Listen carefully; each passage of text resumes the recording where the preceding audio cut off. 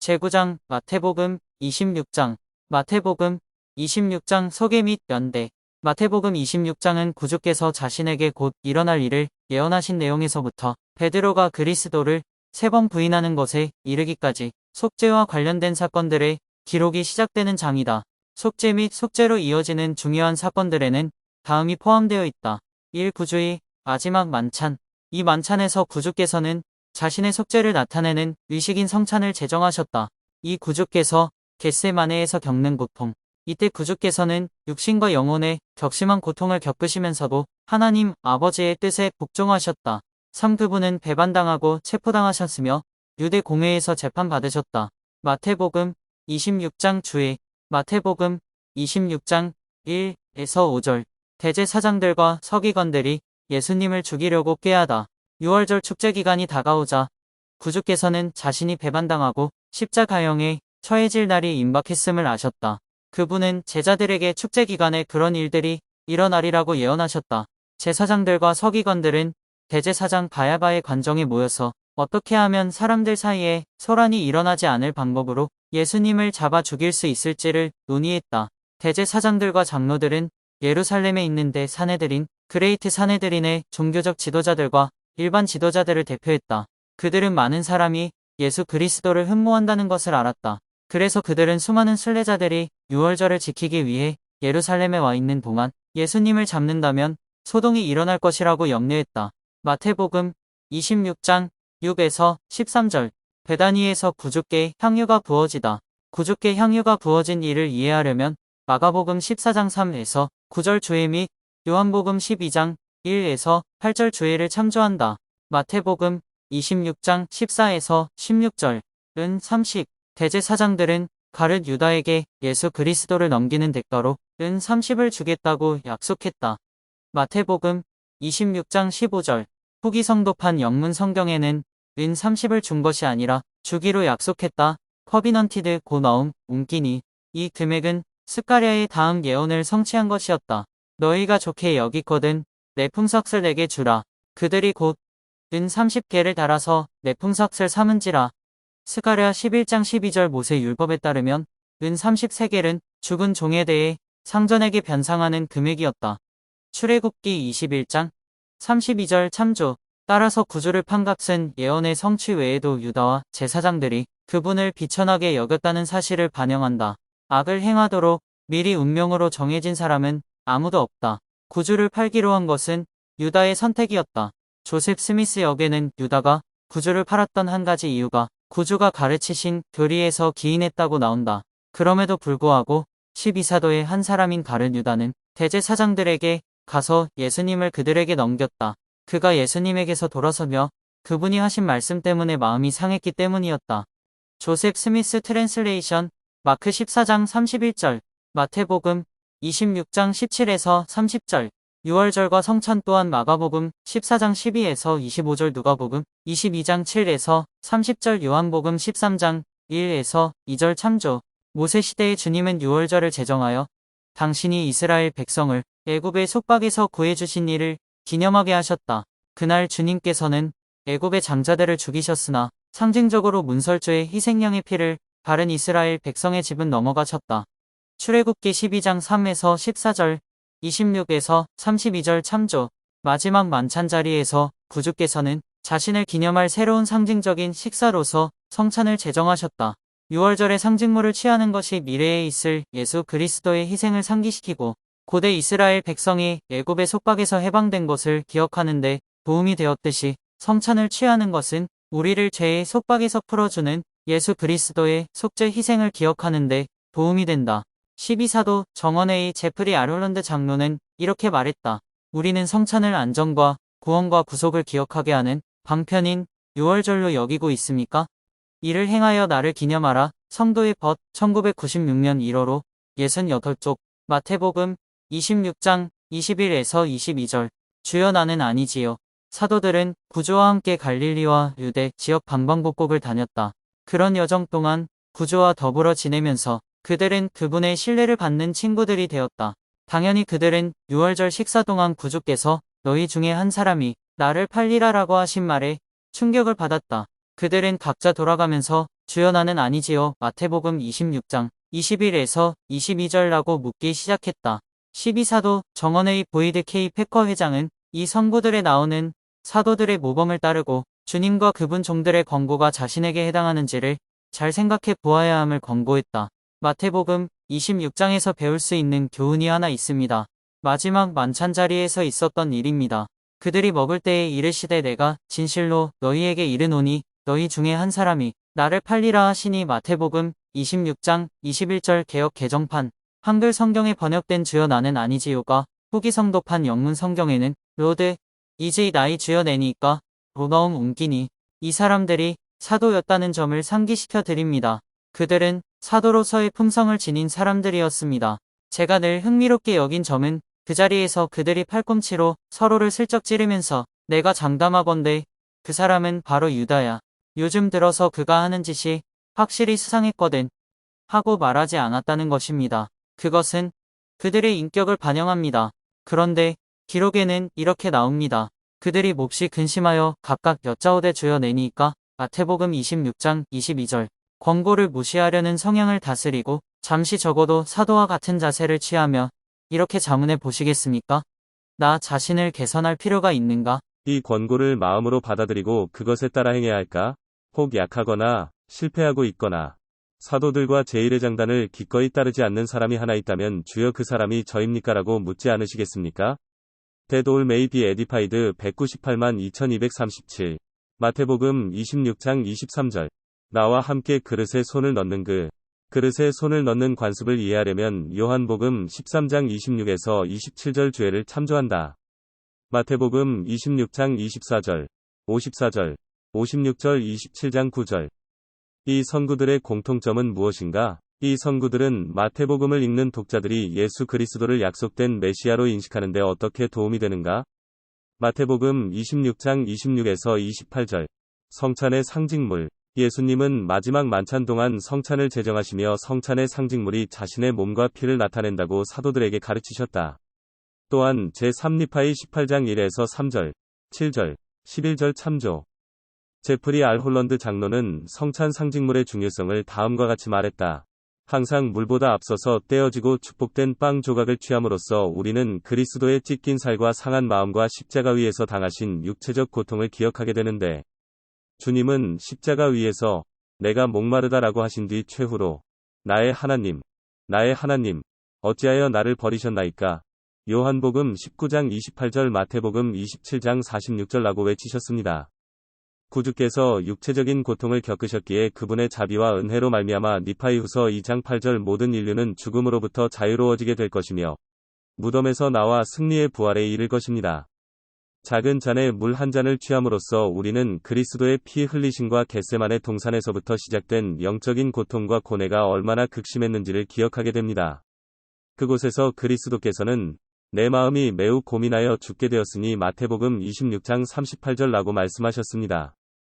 그분은 고통 중에서 애써 더욱 간절히 기도하시니 땀이 땅에 떨어지는 핏방울같이 누가복음 22장 44절 되었습니다. 구주의 영적인 고통과 사랑이 지극하여 값없이 주신 무제한 피 흘리심으로 말미암아 경전에서 지칭하는 아담의 범법인 원죄, 모세서 6장 54절의 대가가 치러졌습니다. 더욱이 그리스도께서는 지상에 살았던 인간들과 앞으로 살게 될 모든 인류의 죄와 슬픔, 그리고 아픔 때문에 고난을 받으셨으며 그분이 가르치셨던 복음의 원리와 의식에 순종하여 살기만 한다면 우리의 모든 죄가 사해질 수 있도록 해주셨습니다. 니파이후서 9장 21에서 23절 참조. 사도 바울의 말씀처럼 우리는 값으로 산 것 고린도전서 6장 20절이 되었습니다. 얼마나 값비싸며 자비로운 구매였습니까? 그것이 바로 모든 복음 의식이 여러 가지 면에서 주 예수 그리스도의 속죄에 초점을 맞추고 있는 이유이며, 또한 모두 상징과 비유로 이루어진 이 특별한 의식이 우리 인생에 있어서 다른 어떤 것보다도 더 쉽고 반복적으로 오게 되는 이유입니다. 이를 행하여 나를 기념하라. 67쪽. 성찬에 관한 추가 정보는 고린도전서 11장 17에서 29절 주애를 참조한다. 마태복음 26장 26에서 29절. 구주의 속죄를 기념하다. 조셉 스미스 역에는 구주께서 제자들에게 성찬식을 계속 행하라고 명하셨다는 것이 분명하게 밝혀져 있다. 이들 성구는 또한 성찬식을 행하는 한 가지 목적이 구주를 따르는 이들에게 그분의 속죄를 기념하는 기회를 주기 위한 것임을 분명히 한다. 그들이 먹을 때에 예수께서 떡을 가지사 떼어 축복하시고 자기 제자들에게 주시며 이르시되 받아 먹으라 이것은 내가 너희를 위하여 대속물로 주는 내 몸을 기억하는 것이니라. 또 잔을 가지사 감사 기도하시고 그들에게 주시며 이르시되 너희가 다 이것을 마시라. 이것은 그들의 죄사함을 얻게 하려고 내 이름을 믿는 자를 위하여 흘린 새 언약의 피를 기억하는 것이니라. 또 내가 너희에게 계명을 주노니 너희는 내가 행한 것을 본대로 지켜 행하고 끝까지 나에 대하여 증거할지니라. 그러나 너희에게 이르노니 이제부터는 포도나무에서 난 것을 내가 와서 아버지의 왕국에서 새 것으로 너희와 함께 마시는 날까지 마시지 아니하리라 하시니라. 조세프 스미스 트랜슬레이션. 매튜 26장 22에서 26절 마태복음 26장 26에서 29절과 비교. 마태복음 26장 28절. 이것은 나의 피 곧 언약의 피니라. 구주께서 이것은 나의 피 곧 언약의 피니라라고 마태복음 26장 28절 하신 말씀은 구약시대에 사용되었던 중요한 용어들을 언급한 것이었다. 언약 테스터먼트이라고 번역된 단어는 성약 코베넌트를 의미할 수 있다. 주께서 이스라엘 백성들과 성약을 맺으셨을 때 백성들은 주님의 말씀에 순종하기로 성약했다. 모세는 여호와께 희생 제물을 드렸으며 그런 후 그는 희생 제물의 피를 백성에게 뿌리며 이렇게 말했다. 이는 여호와께서 너희와 세우신 성약의 피니라. 출애굽기 24장 8절 또한 출애굽기 24장 3에서 8절 참조. 마태복음 26장 28절에 기록되어 있듯이 예수 그리스도께서 이 언약을 언급하신 것은 다음과 같은 것을 가르치기 위함이었다. 새 언약, 즉 성약이 옛 성약처럼 이제 곧 피로 확인받을 것이며 모세 시대의 희생 제물의 피가 상징적으로 그 시대의 백성을 덮었듯 그분이 우리를 위해 흘릴 피는 우리의 죄를 덮고 지워 없앨 것이다. 이것은 나의 피 곧 언약의 피니라. 마태복음 26장 28절. 선지자 예레미야는 주님과 이스라엘이 맺은 옛 성약이 대체될 것임을 나타내는 다음과 같은 글을 기록했다. 여호와의 말씀이니라. 보라 날이 이르리니 내가 이스라엘 집과 유다 집에 새 언약을 맺으리라. 예레미야 31장 31절. 예수께서 사도들에게 잔을 주신 것은 옛 성약이 성취되었다는 것과 이제 새 성약을 세운다는 것을 나타내었다. 마태복음 26장 29절. 구주께서 포도나무에서 난 것을 취하실 것이다. 마태복음 26장 29절에 기록되어 있듯이 구주께서는 제자들에게 포도나무에서 난 것을 아버지의 왕국에서 그들과 함께 마시기 전까지는 그것을 다시는 마시지 않겠다고 말씀하셨다. 따라서 성찬은 구주의 속죄를 상징할 뿐만 아니라 그분이 영광 중에 지상으로 돌아오실 때를 내다보고 고대하는 행위이다. 고린도전서 11장 26절 참조. 후기에 주님께서는 미래에 자신이 지상에서 포도나무에서 난 것을 마시게 될 때에 관하여 선지자 조셉 스미스에게 상세하게 계시하셨다. 교리와 성약 27편에 기록되어 있듯이 주님께서는 모로나이, 일라이어스, 침례 요한, 엘리야, 아브라함, 이삭, 야곱, 애굽으로 팔려간 요셉, 베드로, 야고보, 요한, 또한 미가엘 곧 모든 자의 조상 아담 교리와 성약 27편 4에서 14절 참조 등 수많은 고대 선지자들을 포함하여 자신을 따르는 이들과 함께 지상에서 다시 성찬을 취하실 것이라고 밝히셨다. 주님을 따르는 이들에는 내 아버지께서 세상 중에서 내게 주신 모든 자가 포함된다. 교리와 성약 27편 14절. 이 말은 우리가 맺은 성약에 충실하게 남고 끝까지 견딘다면 미래의 그날 구주와 함께 성찬의 상징물을 취하는 이들 가운데 우리도 함께할 수 있음을 의미한다. 마태복음 26장 30절. 이에 그들이 찬미하고 구주와 제자들이 마지막 만찬을 마치면서 했던 찬미는 아마도 유대인들이 전통적으로 암송했던 시편 113에서 118편이었을 것이며 이것은 할렐이라고 불렸다. 시편 113에서 114편은 전통적으로 6월절 식사를 시작할 때 노래했으며 시편 115에서 118편은 그 식사를 정식으로 마칠 때 불렀다. 마태복음 26장 31에서 35절. 오늘 밤에 너희가 다 나를 버리리라. 구주와 제자들이 다락방을 떠나 감람산을 향하여 걸어갈 때 구주께서는 제자들에게 그들이 모두 그날 밤 자신을 버리리라고 말씀하셨다. 그런 후 스가랴 13장 7절에 나오는 예언을 다음과 같이 언급하셨다. 목자를 치리니 양의 떼가 흩어지리라. 마태복음 26장 31절. 베드로가 자신은 결코 주님을 버리지 않겠다고 말했을 때 예수님이 하신 대답은 베드로 자신보다 주님이 그를 더 잘 아신다는 것을 보여주며 이는 그와 마찬가지로 주님께서 우리 자신보다 더 우리를 잘 아신다는 사실을 알려준다. 그날 밤이 더 깊어진 시각에 구주께서는 체포되셨고 제자들은 일시적으로 흩어졌다. 그리고 베드로는 구주를 3번 부인했다. 목자를 치리라는 예언은 제자들이 앞으로 다가올 구주의 죽음에 준비되도록 도우시고자 구주께서 지상 성역 동안 여러 번 언급하신 말씀 중 하나였다. 그런 예언들의 또 다른 예는 다음 성구들에서 찾아볼 수 있다. 마태복음 12장 38절, 16장 21절, 17장 9절, 22에서 23절, 20장 17에서 19절 및 21장 33에서 39절. 마태복음 26장 36절.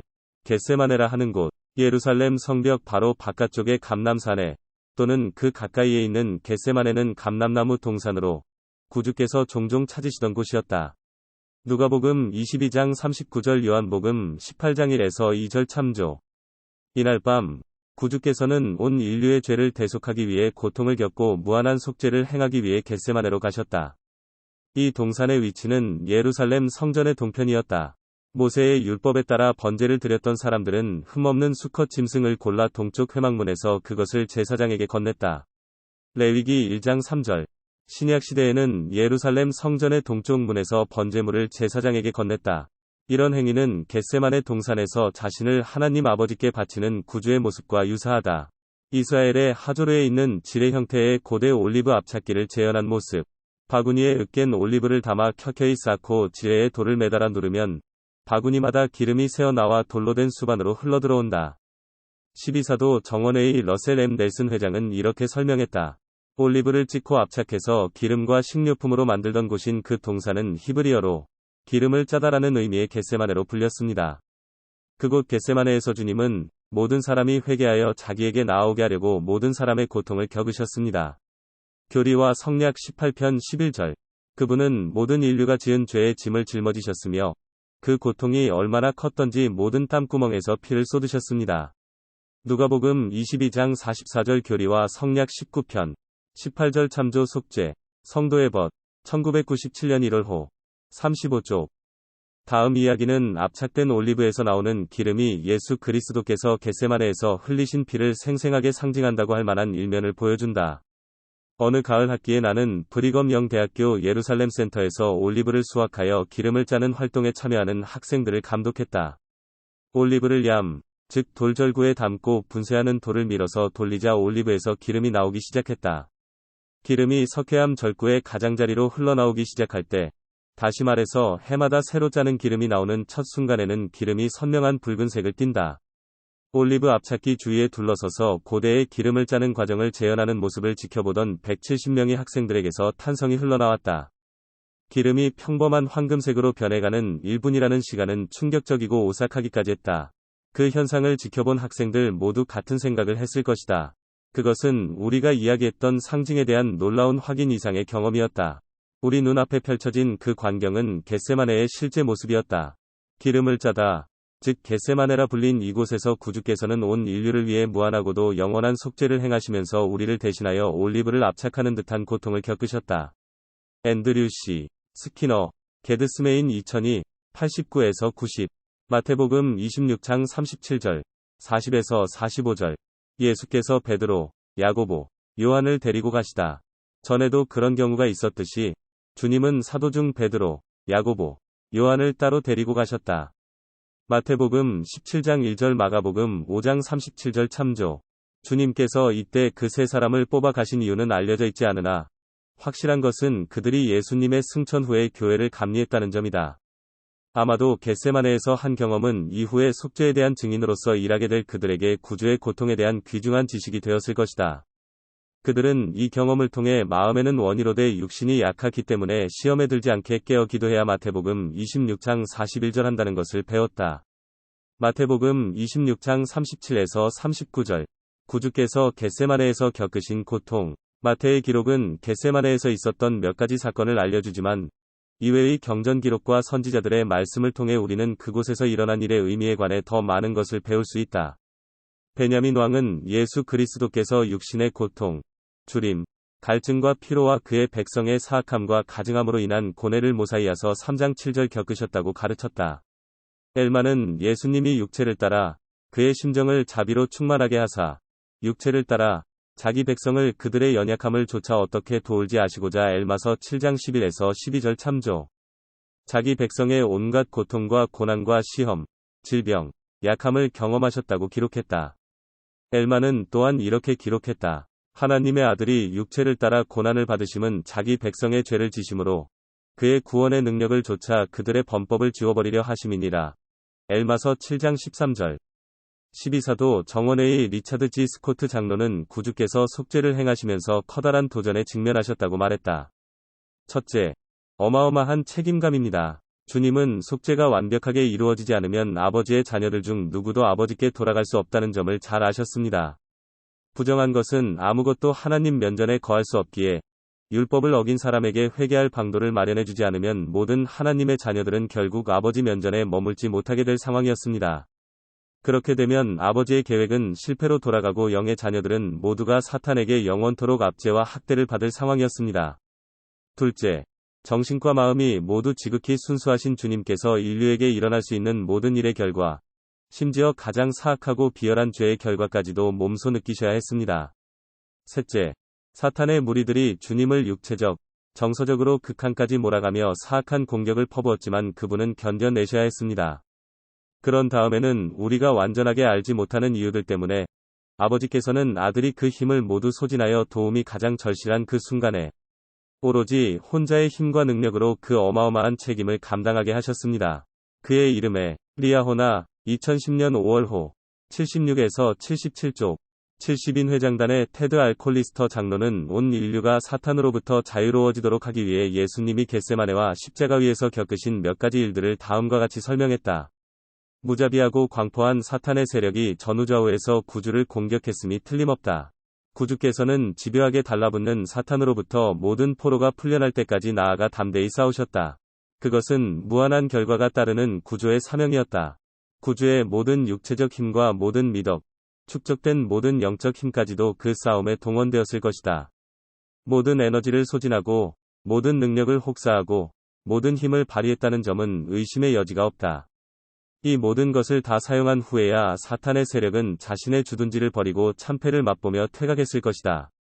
위대한 구조자께서 우리를 현세와 영원토록 구원하신 것이다. 하지만 얼마나 무시무시한 전투였던가. 그 고통은 또 얼마나 컸던가. 그 얼마나 위대한 사랑이었던가. 그 얼마나 큰 희생이었던가. 더 인피니트 어톤먼트 200만 130에서 131. 그리스도께서 겟세마네에서 겪으신 고통을 마음속에 그려볼 수 있도록 LDS.org에서 예수 그리스도의 생애 성경 비디오에 나오는 겟세마네에서 고통을 겪으신 구주를 본다. 이 비디오는 마태복음 26장 36에서 57절을 다룬다. 마태복음 26장 39절. 그러나 나의 원대로 마시옵고 아버지의 원대로 하옵소서. 구주께서 그러나 나의 원대로 마시옵고 아버지의 원대로 하옵소서라고 마태복음 26장 39절 하신 것은 그분이 하늘아버지께 복종하셨다는 점을 나타낸다. 구주께서 속죄에 쓴 잔을 마실 수 있도록 그분을 떠받치고 힘을 돋워준 것은 무엇이었는가? 분명 여러 가지 요소가 있었다. 이 질문에 대해 경전과 선지자의 가르침에서 몇 가지 답을 얻을 수 있다. 구주의 동기는 하늘에 계신 아버지를 향한 완전 무결한 사랑과 그분을 향한 헌신에서 비롯된 것이었다. 요한복음 8장 29절 17장 1에서 26절 참조. 그분은 자신이 세상을 그처럼 사랑하여 자기의 생명을 주었다고 교리와 성약 34장 3 또한 니파이전서 19장 9절 참조 밝히셨다. 그분은 그 앞에 있는 기쁨을 위하여 십자가를 참으셨다. 히브리서 12장 2절. 로렌조 스노우 회장은 예수님이 아버지께서 자신에게 요구하신 속죄를 이루기 위해 자신의 모든 힘과 끌어낼 수 있는 모든 신앙을 발휘해야 했다. 라고 가르쳤다. 더 티칭즈 오브 로렌조 스노우, 콤프, 클라이드 제이, 윌리엄즈 1984, 98. 구주께서 겟세마네 동산에서 하나님 아버지의 뜻에 복종하신 것은 생활 속에서 하나님의 뜻에 복종하도록 우리를 북돋우는 모범이 된다. 12사도 정원회의 로버트 D. 헤일즈 장로는 이렇게 설명했다. 하나님 아버지께 나의 원대로 마시옵고 아버지의 원대로 하옵소서. 마태복음 26장 39절라고 강구하려면 커다란 신앙과 용기가 필요합니다. 주님을 믿고 견디는 신앙은 위대한 힘을 가져옵니다. 충분한 신앙이 있으면 시련과 환난의 원인이 되는 상황을 다르게 바꿀 수 있다고 말하는 사람이 있을지 모릅니다. 그러면 우리의 신앙은 상황을 바꾸기 위한 것입니까? 아니면 그 상황을 참고 견디기 위한 것입니까? 우리는 생활하는 가운데 상황이 바뀌게 해달라고 간절한 기도를 드릴 수 있습니다. 그러나 우리가 항상 기억해 두어야 할 것은 매번 기도를 끝낼 때마다 아버지의 원대로 되기를 원하나이다. 마태복음 26장 42절라는 원리를 이해하고 있어야 한다는 것입니다. 주님을 믿는 신앙에는 그분에 대한 신뢰가 포함되어 있습니다. 보라 인내하는 자를 우리가 복되다 하나니. 성도의 벗 1998 7월호 77쪽. 마태복음 26장 45에서 54절. 이들 선구에는 예수 그리스도께서 자신에게 곧 닥칠 일에 기꺼이 순응하셨다는 것을 알려주는 어떠한 세부 내용이 나오는가? 마태복음 26장 47에서 50절. 구주를 배반하다. 신약 시대에는 사람들이 서로 뺨에 입을 맞추며 인사하는 관습이 있었다. 로마서 16장 16절, 고린도전서 16장 20절, 데살로니가전서 5장 26절 참조. 특히 제자가 위대한 스승에게 그러한 인사를 하는 것은 존경을 나타내는 의미였다. 그 인사는 형제애와 우정을 전달했다. 따라서 예수님이 유다에게 하신 다음 말씀은 반어법으로 하신 것이었다. 친구여, 네가 무엇을 하려고 왔는지 행하라. 마태복음 26장 50절. 네가 입맞춤으로 인자를 파느냐. 누가복음 22장 48절. 마태복음 26장 51에서 54절. 구주께서 천군을 불러들일 수도 있었다. 구주께서 자신이 기도하여 12군단 더 되는 천사 마태복음 26장 53절을 불러올 수도 있다고 하신 말씀은 그분이 기꺼이 체포되어 학대를 받겠다고 하신 것을 이해하는 데 도움이 된다. 글자 그대로 12군단은 36,000명과 72,000명 사이의 천사였을 것이다. 구주께서 바로 며칠 전에 무화과나무를 저주하신 일은 그분이 말 한마디로도 멸망을 가져올 수 있음을 보여주었다. 마태복음 21장 19에서 20절 참조. 그분은 스스로를 방어할 능력이 있었으나 이 상황에서 그 힘을 사용하지는 않으셨다. 몰몬경의 선지자 야곱은 백성에게 주님의 능력을 다음과 같이 가르쳤다. 그가 너희를 꿰뚫을 수 있으시며 그 눈으로 한번 쳐다보심으로써 너희를 티끌에 쳐버리실 수 있으심이라. 야곱서 2장 15절. 후에 70인이 된 제럴드 앤 런드는 구주께서 학대를 받으셨을 때 자신을 지킬 힘을 일부러 사용하지 않으신 일을 다음과 같이 기록했다. 자신의 권능, 빛, 영광으로 우주의 질서를 유지하는 분, 자신의 말로 태양계, 은하, 별들도 생겨나게 하는 분이 악인들 앞에 서서 아무런 가치나 쓸모도 없는 존재로 판단받는 모습을 상상해보라. 자신을 재판하려고 잡아가는 이 사람들에게 구주께서 하실 수 있었던 일을 생각해보면 그분이 자신을 낮추시는 모습과 관련하여 새롭고도 색다른 깨달음을 얻게 된다. 유다가 병사와 대제사장들을 이끌고 겟세만의 동산에 와서 입맞춤으로 예수님을 팔았을 때 그분은 한마디 말로 예루살렘 성 전체를 초토화하실 수도 있었다. 대제사장의 종이 앞으로 나와 손바닥으로 예수님의 얼굴을 때렸을 때 예수님은 손가락 하나를 들어 그 사람을 원래의 원소로 되돌리실 수도 있었다. 그리고 또 다른 사람이 앞으로 나와 얼굴에 침을 뱉었을 때 예수님은 눈을 깜빡거리는 것만으로도 태양계 전체를 소멸시킬 수 있으셨다. 하지만 그분은 그곳에 서서 인내하고 감내하며 자신을 낮추셨다. 노이스트 도우 더 컨디센션 오브 갓 인 브루스 A. 벤 오든 앤드 브렌트 L. 탑. 에즈. 독트린즈 오브 더 북 오브 모르몬 장 더 1991 스페리 심포지움 1992. 86. 베드로가 대제사장의 종의 귀를 베어버렸을 때 예수 그리스도께서 보이신 반응을 보면 하나님의 아들께서는 자신을 해치려는 자들까지도 불쌍히 여기신다는 것을 알 수 있다. 마태복음 26장 57절. 가야바는 누구였는가? 가야바는 주후 18년부터 36년까지 대제사장 하이프리스트이었으며 주후 7년부터 14년까지 대제사장이었던 안나스의 사위였다. 가야바는 사두개인에 속했다. 신약시대의 대제사장이라는 직책은 합법적인 신권 직분이라기보다는 부정한 정치적 관직이었다. 가야바는 신약시대의 그 어떤 대제사장보다도 더 오랜 기간 그 직분을 유지하였으며 이는 그가 본디오 빌라도와 같은 로마 정부 지도자들과 긴밀한 협력 관계를 구축했음을 나타낸다. 대제사장으로서 가야바가 맡은 책임에는 성전의 헌금함을 관리하고 성전 의식을 감독하는 것이 있었는데 그는 그것으로 상당한 돈을 벌어들였다. 성전에서 이런 책임을 맡고 있었기 때문에 그는 구주께서 성전뜰을 깨끗이 하셨을 때 그분을 자신의 권위에 도전하고 자신의 부를 위협하는 존재로 여겼을 것이다. 마태복음 21장 12에서 15절 참조. 구주께서 나사로를 죽음에서 살리신 일이 있고 난 후 가야바는 예수님을 죽여야 할 필요성을 피력했다. 아마도 그는 주도적으로 그 일을 모의했을 것이다. 요한복음 11장 49에서 53절 참조. 대제사장으로서 가야바는 사내들인을 관장했으며 예수 그리스도를 체포한 그날 밤 그분을 신문한 주요 인물 중 한 사람이었다. 마태복음 26장 59절. 예수를 죽이려고. 마태복음 26장 59절에 언급된 공회는 예루살렘의 대사내들인으로 레위인, 대제사장들, 치프 프리스트, 서기관, 바리새인, 사두개인, 그 외 정치단체에 속한 사람들을 포함하여 71명으로 구성된 의결기관이다. 그곳의 의장은 대제사장 하이프리스트이었는데 이 시기에는 가야바가 그 직위에 있었다. 이것은 유대인의 최고 사법재판소이자 예루살렘의 최고 입법의회였다. 이곳의 주된 기능은 유대인의 율법을 해석하고 유대인의 생활을 단속하는 것이었다. 이 공회에 속한 대제사장들과 그 밖의 구성원들은 예수를 죽이려고 그를 칠 거짓 증거를 찾았는데 이는 그들이 확실한 증거를 찾지 못했음과 그분을 소송할 논거가 빈약하고 그들의 행동은 계획적인 것이었음을 암시한다. 또한 바이블 딕셔너리 사내들인 참조 마태복음 26장 61에서 66절 신성 모독죄 신성 모독은 하나님을 욕하거나 경멸하거나 조롱하거나 저주하는 것을 의미했다. 예수 그리스도께서는 이 중 어느 것도 하지 않으셨으나 가야바는 구주께서 자신이 권능의 우편에 앉을 것이라고 하신 말씀을 신성 모독으로 여겼다. 마태복음 26장 63에서 64절 참조. 그러나 신성한 권능과 권세에 대한 구주의 주장은 그것이 진실이 아닐 경우에만 신성 모독이 되었을 것이다. 그 말씀을 들은 가야바는 자신의 옷을 찢고 구주께서 신성을 모독하는 말을 했다고 선언했다. 그것은 모세 율법에 따라 사형에 처해질 수 있는 죄였기 때문이었다. 레위기 24장 11에서 16절 참조.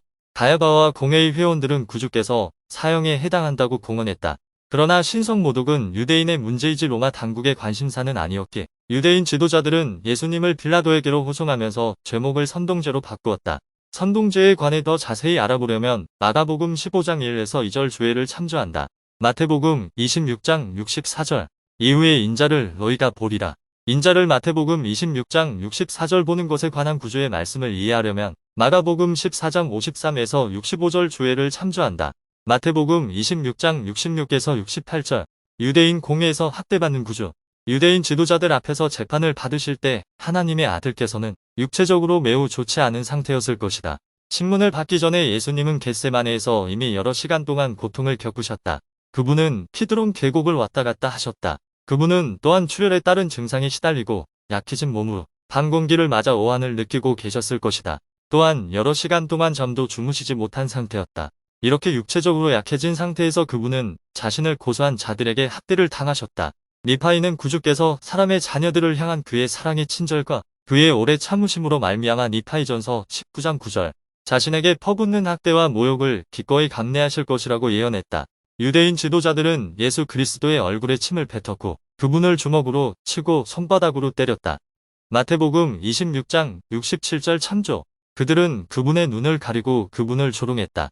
마가복음 14장 65절 누가복음 22장 63에서 64절 참조 후에 사도 베드로는 이렇게 말했다. 그리스도도 너희를 위하여 고난을 받으사 욕을 당하시되 맞대어 욕하지 아니하시고 고난을 당하시되 위협하지 아니하심이라. 베드로전서 2장 21절 23절 70인의 브루스 디 포터 장로는 속죄를 이루기 위해서는 죄 없는 구주께서 유대인과 로마 지도자들로부터 학대를 받으셔야만 했다고 가르쳤다. 예수님이 여러 차례 재판을 받는 동안 당하신 잔악 행위와 모욕은 그리스도를 실족시키려는 루시퍼의 필사적인 몸부림을 나타낸다. 단 한 번의 실수, 다시 말해 한마디라도 화를 내거나 한 번이라도 분노가 폭발하거나 심지어 한순간이라도 자기 연민이나 교만에 빠진다면 모든 것이 물거품이 될 것이었다. 그런 까닭으로 거짓 고소, 불경스러운 감정의 폭발, 가시관, 몇 조각이 박힌 채찍으로 가하는 채찍질, 원복 입히기, 군병들의 침뱉음, 조롱, 구타 등 온갖 모욕이 구주께 퍼부어졌다. 이 모든 비참한 장면은 구주께서 겟세마네에서 거두신 승리를 수포로 돌릴 방법을 찾고자 한 루시퍼가 도모한 것이었다. 더 킹 오브 킹즈 2106에서 107 마태복음 26장 69에서 75절 베드로가 예수 그리스도를 부인하다 또한 마가복음 14장 66에서 72절 참조 스펜서 W 킴볼 회장은 베드로가 구주를 3번이나 부인한 것에 대해 생각할 때 그가 구주를 극심하게 사랑했으며 구주께서도 그를 신뢰하셨다는 점을 기억하라고 권했다. 그 끔찍한 밤에 베드로가 정신적으로 어떤 반응을 보인 것인지 무엇 때문에 그런 말을 할 수밖에 없었는지 저는 모릅니다. 하지만 그가 보여준 담대함, 용기, 큰 헌신과 구주를 향한 무한한 사랑을 고려해 볼 때 우리는 그에 대해 선의로 해석하고 적어도 구주께서 하셨듯이 그를 용서해야 합니다. 구주께서는 온전히 그렇게 하신 것으로 여겨집니다. 그리스도께서는 거의 즉시 그를 교회에서 가장 높은 직분으로 올려주시고 왕국의 열쇠를 모두 부여해 주셨습니다. 그는 새벽을 알리는 닭 울음소리를 듣고서 자신이 주님을 부인했을 뿐만 아니라 주님이 말씀하셨던 십자가형까지도 모두 성취되리라는 것을 깨달았습니다. 그는 밖으로 나가 심히 통곡했습니다. 베드로는 단지 개인적인 회개만을 위해 눈물을 흘렸을까요? 아니면 그와 더불어 주님의 운명을 깨닫고서 큰 상실감으로 슬픔의 눈물을 흘린 것일까요? 그로부터 얼마 지나지 않아 그는 다시 믿음이 있는 자들의 선두에 섬으로써 제일 먼저 무덤에 온 사람 중 하나가 되었습니다.